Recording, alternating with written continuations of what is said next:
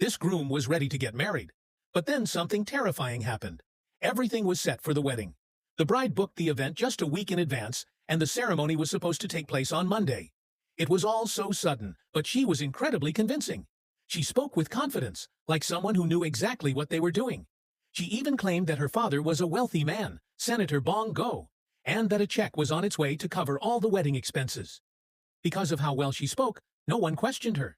Even though she hadn't made a single payment, the event was still moving forward. But as the big day arrived, strange things started happening. First, there was no judge present. The wedding organizers were confused, but the bride had no real answers. Then, something even weirder. The only guests at the wedding were the groom's friends. No one from the bride's family showed up. She claimed they were waiting at a hotel, but hours passed, and they never arrived. While waiting, the groom's friends started to notice something disturbing. The groom was acting strange, completely out of himself.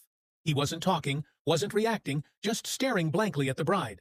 Over and over again he kept repeating, "You are beautiful, you are beautiful," like he was in a trance. That's when one of the guests did something shocking. Someone suggested sprinkling salt on the groom's back. And the moment they did, everything changed.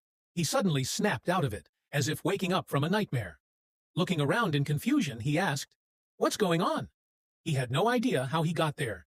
Then, when he turned to the bride, his face twisted in horror. "Why do you look like a demon?" he shouted. "What did you do to me?"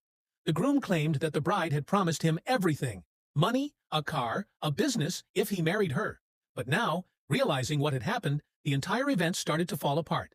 And that's when the shocking truth was revealed. The bride had a history of scams. She had multiple fraud cases against her. And this wasn't the first time she had pulled something like this. Instead of ending at the altar, the wedding ended at the police station. The biggest question remains, was this just a case of manipulation? Or was there something supernatural involved? Could salt really break a spell? What do you think? Let's talk about it in the comments. And if you love creepy stories like this, make sure to follow for more.